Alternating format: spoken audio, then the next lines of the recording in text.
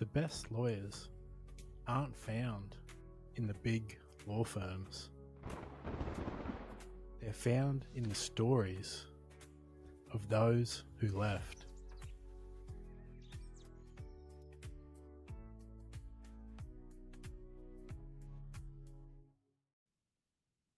Hello, listeners and viewers of the Sell Life for Lawyers. I've got Steve Hantos from Smarter Drafter today, and we've been emailing back and forth, and obviously AI is everywhere, unavoidable if you're online or in real person. But a line from an email Steve had sent me, this is where I'm going to start this. AI is probabilistic. Legal drafting needs to be deterministic. Steve, tell me what that means. G'day, Lofty. Great to be here. I guess we all know that AI is absolutely transformative. I'm using it day in, day out, and so are our whole team. Absolutely. It's incredibly useful. It's already changed legal workflows and will continue to revolutionise the legal industry. We embrace AI, but as you said, the core problem is AI is probabilistic and legal drafting absolutely can't be. So AI it predicts, whereas legal drafting needs that guaranteed accuracy. And I guess they're fundamentally different things. And the probabilistic versus deterministic problem isn't going to go away. It's how LLMs fundamentally work. And they're not going to change it. It's a great topic it's almost philosophical in its nature, because it's such a deep thing. They can't actually go back and change how these things now work. Take me back to, I wanted to start with where the idea and the concept, because you founded Smarter Drafter, didn't you? Well, we actually acquired Smarter Drafter back at the end of 22. It was a Sydney-based startup, predominantly selling to sole practitioners, and really the customer base was just around New South Wales. So we acquired the business. We built in enterprise-grade features. We've really expanded the offering and turned it into what is now, we've got two markets, Smarter Drafter for small firms, Smarter Drafter Pro for mid and majors. And the main difference is that Smarter Drafter comes with around 800 pre-automated precedents across 16 practice areas, court forms. Many of those precedents also have client instruction taking capabilities built into them.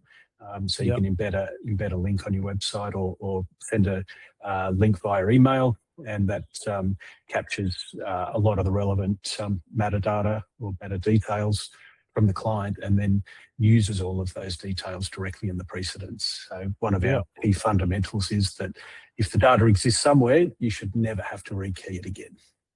Yeah, that's a really important. I often think that when I'm saving things or even editing a podcast, I download it through one program, then I upload it here, there, and I'm like, at some point, surely there's a way, as we're getting smarter and technology is getting better, that once it exists, why do I have to do it again? It's like absolutely a core frustration. So you obviously, if you made that acquisition, you could see where things were heading, because around that time, I think ChatGPT was late 23, was it? I always get the last 4 years of such a blur because it moves so quickly. You must have seen where the future of law was starting to head then? Absolutely. I was in San Francisco at the beginning of 22 in Silicon Valley, and meeting with some VCs and tech companies. And it was evident that AI was coming. That was the main interest of the folks I was meeting with. So initially I was looking at which industries I thought were going to benefit the most from this modern technology coming through, and identified insurance, banking, finance, and legal, heavily process-driven, very labour-intensive, and critical data, where if something goes wrong, it could be catastrophic. And so initially that was sort of the focus areas, and then was introduced to Smarter Drafter, who were looking to raise some cash at the time, and really liked the the technology that they had, loved the industry that they were operating in. But what I really liked more was the opportunity ahead. So rather than investing, we ended up acquiring the business, and here we are today. Yeah, it keeps growing. And so you would have seen, I guess, some of the pressure, because as you said, it was focused heavily on the sole and the smaller firm market. What, Absolutely. Having dealt with them for a few years, what pressures and stuff did you guys see that they uniquely face? Wow, lots. Working late, drafting fatigue, fixed fee pressure coming in, admin overload, copy and paste risk, no real leverage, and very little support staff. That was sort of the main things that we saw. Yeah. And I'm thinking through that list in my head, because from our perspective, the reason we set up is I could see with what AI, and not just AI, but what automation, because automation, I think AI has made a lot of law firms and lawyers aware of what automation exists, and they're now implementing what they could have implemented in 2018 or 2016. Yeah. But because it's like, I guess there's an expectation from clients that, hey, this should be quicker. This should be a lot easier. Never been a better time, because hopefully a lot of those things should be starting to ease, which excites me, because I go, sole practitioners, everyone knows they'll give a good service because they're so close to it. Like, you're dealing directly with the lawyer who's trying to solve your problem for you. But due to the fact that they have to do so many other activities other than just be a lawyer, takes away from it. Have you seen since 23, is it getting better for the sole practitioners, and I guess easier? I guess there is a lot of modern technology now available to them, but I guess the problem now is there is so much choice. Which model do you go with? Which software are you going to double down on? And everything is just changing so rapidly. I mean, just last week or the week before, with Claude for Legal being announced, huge. But one problem that I think sole practitioners face, and I think the Cell Life really addresses this beautifully, is sure, they're great lawyers, and they've been training for years, and they've got all that experience, but they're not necessarily good at running their business. So running a business is a whole industry in itself. And I think the right software and the right partnerships with groups like the Cell Life can really help remove that burden and let them focus on what matters most, which for a lawyer, it's solving clients' problems. Yeah. Well, and that's, to me, it's an exciting future. I was listening to Mark Andreessen on a podcast recently explaining it, and he was obviously leaning on the positive sides of it. There's negative sides to all this AI as well. Yeah. But what I like is an entrepreneur to me is see a need, fill a need. Find a problem that just annoys the hell out of you, solve it for yourself, and then see how many people you can solve it for the lowest cost. And in law, that's what I get excited by, is if you, for whatever reason, the example I give is you're an employment lawyer who just wants to help hairdressing salons. Use AI to be the absolute fastest, best, most uniquely specialized lawyer to help that market. And you'll get all of the market share to that one person. And that's what excites me, is we're heading to a world where hopefully people can choose the problem they want to solve and have the support of all these technologies. But you're right. It's my wife said it to me the other day, when you look on Netflix or something, and then in your head, you say there's nothing to watch. It's because there's too much choice. Yeah. Like, there's too many decisions to make, and deciding what subscriptions to choose. Have you got any points or ideas, or I guess frameworks a lawyer could use when they're going, should I go Claude for AI? Apparently that can do everything I need. Should I use Smarter Drafter? Should I use XYZ? How do you help people get some clarity of what should you use and what is just exciting, but you don't actually need it? Yeah. Well, of course, they all should be using Smarter Drafter. Look, technology is moving so fast. And, if you look at social media, Facebook wasn't the first platform, but it became the most successful. It's probably questionable whether it is anymore or not. But I think the key thing is to make sure that you don't get locked in with a platform. You need to be able to pivot as new technology is developed and released. I guess, agnostic solutions that that will work with each other, and that's a key key part. And we've recently released our MCP server, which is in beta at the moment, so it's behind it's behind a paywall, but in beta testing. What that does is allow us to connect with any platform, any agent, and deliver deterministic contracts, precedents, court forms through the natural language agent of the lawyer's choice. So I think the future is very much not going to be one platform. I think it's going to be multiple platforms that can work seamlessly together. It's about the user, because that's what I focus on with people. Is I say there's so many potential, like there's unlimited potential effectively with all these tools, but in reality, what are you trying to solve for, and what do your clients need you to solve for, and what are you actually going to use? Because most people, if they actually look at their phone, 80% of the apps that are on there, they download and they never use again. And so I go, you want one that it feels good to use, like it's easy to use. And to your point, it's an organization open to plugging into the other ones, not trying to be like, we got this little, we want to just wall off our garden. Because I go, the fact is, the way we're heading, everything's going to be sort of open, and it's going to need to be. To get the most of these AI agents and everything that we can build now, you need it to be able to access that stuff. And importantly, through a secure, I'm assuming, a secure way that Smarter Drafters already had built in, like you said at the start. I should probably, I'll just reinforce the fact when looking for software, I believe it's critical that it needs to have MCP already built into it. And for those that aren't aware, MCP allows any system, but in this case, AI systems like Claude, Copilot, or Harvey, to securely interact with software like Smarter Drafter.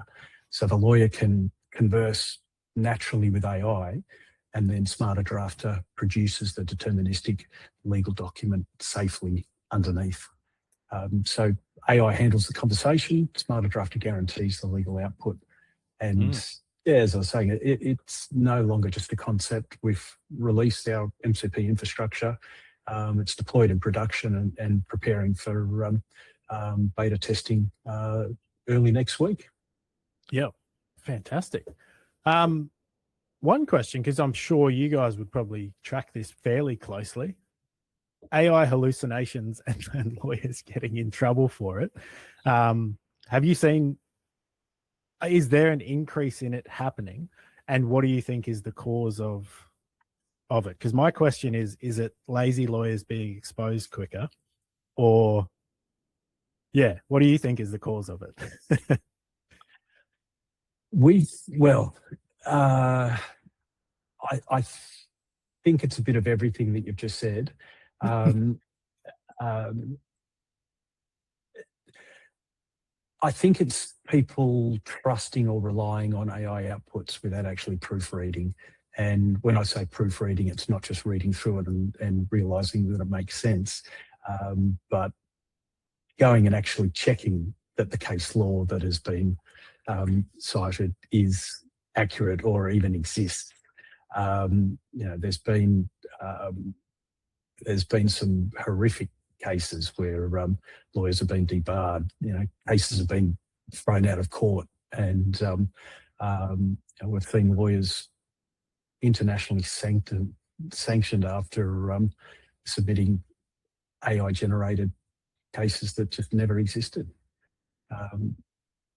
Courts globally have been issuing warnings around the use of generative AI in filings. And the challenge is that AI sounds so authoritative, even when it's wrong. And I think that particularly in the legal industry, some lawyers are potentially just one prompt away from a catastrophe. Yeah, without double checking it. And it is that over-reliance and overconfidence.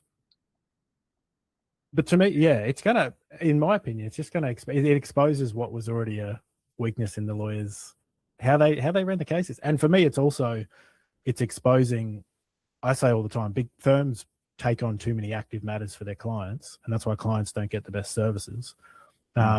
And look, solos, people have that problem as well. I'm big on working through the numbers with someone to go, what's your actual annual income where you're happy, you've earned, you're happy, tax, everything, you're happy with that. And how many clients actually is that? Because it might be a lot less than you think, which means you can give them a lot better service. And that's what I think people are missing, is just that human to human interaction. AI should give you more human to human interaction, but you certainly shouldn't show up in court. I guess it's the same as relying on a law clerk, or someone writes the letter or the court claim, and then you just show up and read it out and then get up your law clerk later. It's just quicker because Absolutely. you can do it so easily. One question, which I really liked this when I saw, this was one of the ones we were going to talk about, but why does legal drafting require deterministic infrastructure underneath generative AI? AI being probabilistic means it's probably going to be right most of the time. But when it's wrong, it's really wrong. Is there, just on that quick one, and this is a very technical question, when it's probabilistic, do you know, is it 51 to 49, or is it, does anyone know that, or is that the black box of what these AIs is? That's the black box. You're not going to know when it's wrong. So AI essentially goes out and scrapes every bit of known knowledge that's available to it, and then will predict what your answer should be and return that to you with authority that it is 100% correct. But if there's conflicting answers that the AI has picked up, it's just going to make a choice on which one it's going to present to you. And that's where people get caught out. And because I'm thinking this through logistically, it's obviously Reddit, Wikipedia, and even social media posts and stuff where a lot of non-lawyers freely give legal advice. It would be picking up that data to say, well, my cousin who's a first-year law student said this is the case in this case, and it might read that and go, 10 people like that post, which means people think this is probably correct, and then decides to spew it out. So it's what it's trained on, is obviously, and just says it with such vigor and such confidence. That's fascinating. Have you noticed last year, is there in your, because you said you're servicing both markets, who's embracing it more? Is the solos embracing it, or is the mid-tiers and bigger ones? Look, I think the mid-tiers and majors have definitely got the budget and the resource to be able to take on big projects like this, where they'll set up teams who will go and scour their DMS and find out the best use cases where they're going to get the highest ROI, and then they'll have an automation team who'll build out the automations and then roll it out. But that comes at a cost with a large budget. What we have done with Smarter Drafter is we have 800 odd precedents across 16 practice areas that have been written by a lot of large firm lawyers, and they're pre-automated and packaged for the sole practitioner. So whether it's in their practice area, or maybe it's a use case where your existing client has a need outside of your core expertise, rather than referring it to someone else, Smarter Drafter gives the ability to produce high quality precedents that are going to solve their problem, and allows you to do it at least 80% faster than drafting from scratch. A really good use case, actually. Finder did a study beginning of last year where they have estimated that 50% of eligible Australians don't have a valid will. So that means 50% of every lawyer's existing clients, True, past clients, future clients, don't have a valid will. And so there's a huge opportunity to and I guess, back to when I was saying before about lawyers aren't necessarily good at running a business. Quite often they're not very good at marketing themselves and cross-selling and upselling. And so this will opportunity means, call it minimum $500 for a very simple will. Maybe it's several $1,000s for one more complex where there might be testamentary trusts involved and multiple parties and beneficiaries. That's a huge opportunity for lawyers to pick up additional work from their existing clients. Yeah. I'm just thinking, I'm trying to run that. I'm going to run it on my phone quickly, the numbers on that, because I'm going, there's probably, Australia's now 25 million. There'd be at least 8 million, 16 million adults, 8 million. I think it's a billion, yeah. 9 zeros is a billion, isn't it? That's, if they were $500 a pop, that's $4 billion worth of work that's sitting waiting. That's the, I remember because my background, I worked in a larger firm and I recruited for them and I helped lawyers build their business. The firm got to around 200 lawyers. And every week when I do a networking, which was part networking, part business coaching, I said, McDonald's is a $1 trillion, whatever it is now, company, because they asked, do you want fries with that? Can you guys all please, every client you have on your book that's active, ask them if their will's up to date? Because I suspect we've got $20 million in untapped potential. And what you just said confirms my suspicion is every lawyer has all that untapped potential in their existing client base right now. Just have to ask the question. Absolutely. And shameless plug, Smarter Drafter has multiple wills available that will suit most circumstances.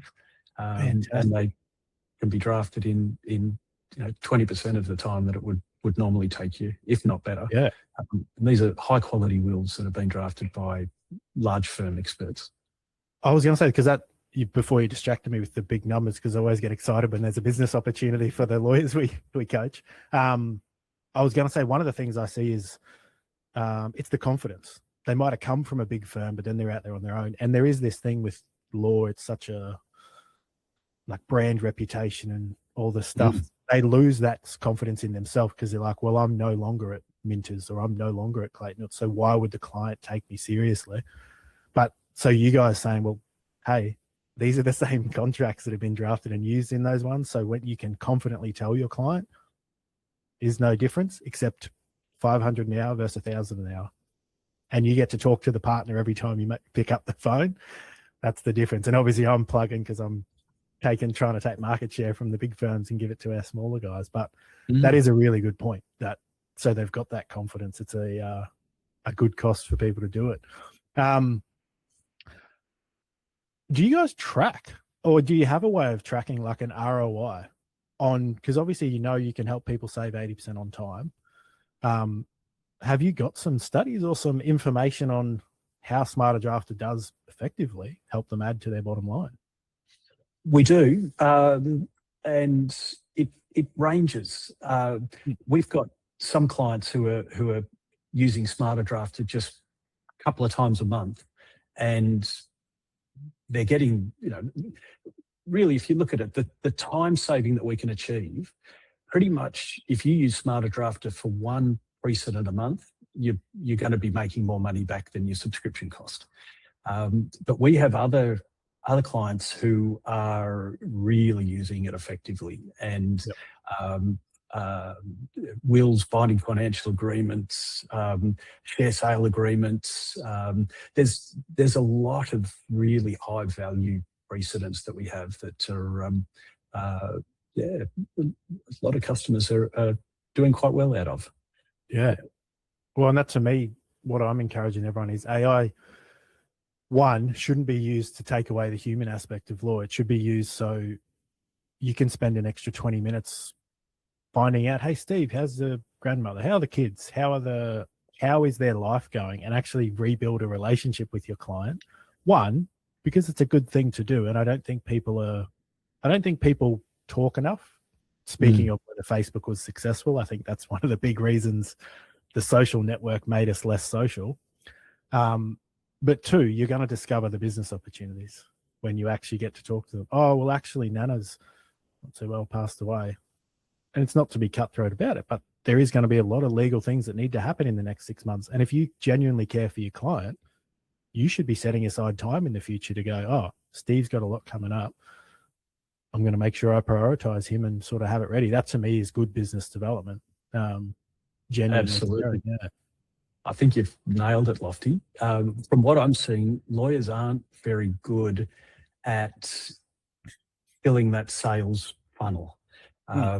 You want continual opportunities popping in your top of your funnel, which are then going to come down to new business. And the other key thing that I really think sole practitioners need to embrace is asking for referrals. When you finish a matter, you've saved time because you're using modern technology. You're being able to build that relationship with them. You've got them a good result.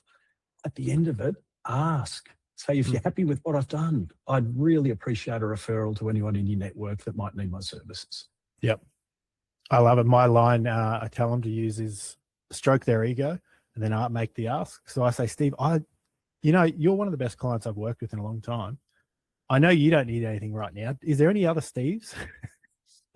And I go, it takes a bit of the pressure off. And yeah, I find I can always get an extra one or two from that. And you're right. Yeah, it multiplies it because it's hard enough to get the first client. Make sure you get more from it. A little bit of an off topic, but something I genuinely did want to ask someone like you, because you said you're in San Francisco VC. You're always looking a few years in advance, I'm assuming, because that's why you acquired SmarterDraft. That's why you do this. Can you look into a crystal ball? I used to think I could somewhat predict things 5 years. A year ago, it came down to 2 years.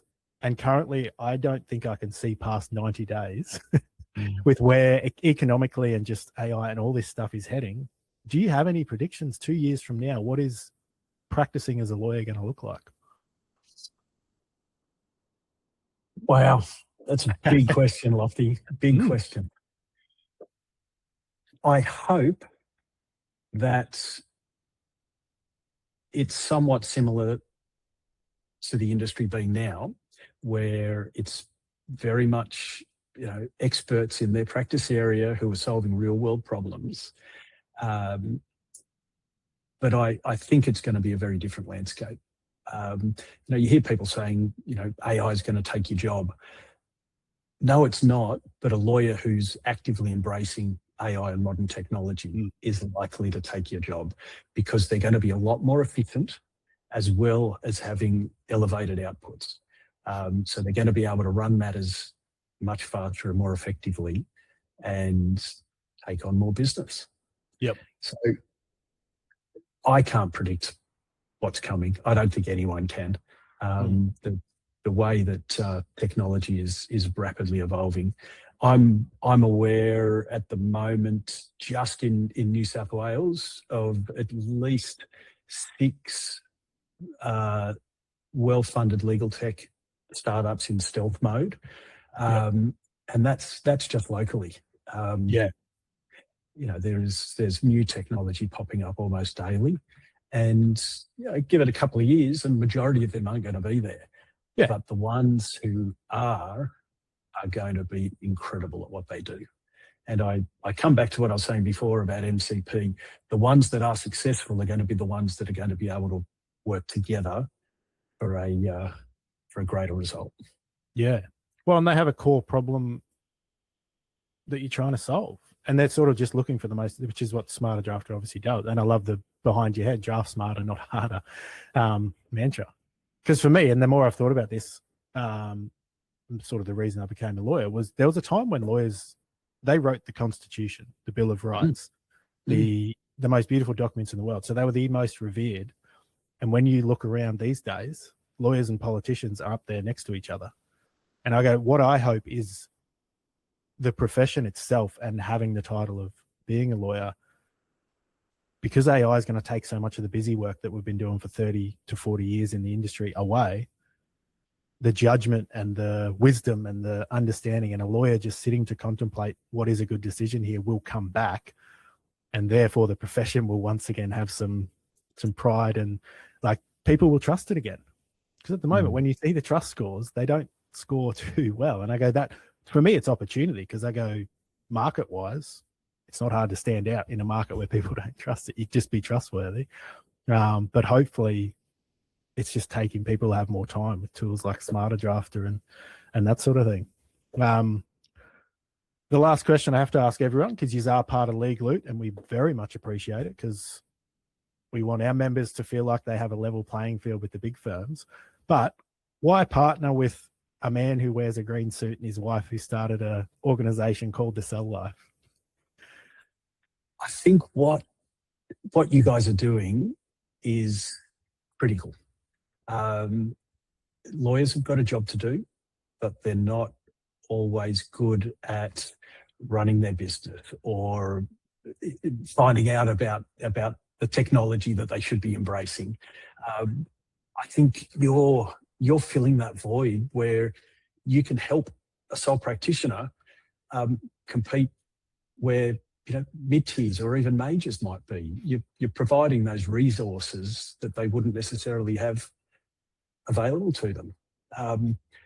Most small firms, sole practitioners, they don't want or need more staff. They just need more leverage. And technology and services like the Cell Life gives sole practitioners the capability of a much larger firm. Yeah. And I do feel awkward when I ask that, because I'm sort of fishing for a compliment, but I do appreciate it. And I've learnt, like you said, you got to ask the people at the end of it why. The last one, and I understand you're at the top of the food chain, so you might actually know what the deal is with our members, but what do you know the deal that you've Smarter Draft is providing to our league members? Absolutely. And it's a discount that's not available anywhere else. So $99 a month. I think the discount code will be available in your app. And with that, for $99 a month, you get all those efficiencies, access to 800 odd precedents, court forms, and instruction taking forms. But the key is the output. Every time you generate a contract or precedent or court form, it is client ready, courtroom ready, perfectly branded, meet your firm's brand guidelines. It's formatted. So there's no more copying and pasting from AI, then editing, then formatting, then sticking your logo and footer and signature in there. It's all done. Built-in e-signature functionality as well, so you can send directly to your clients for signing.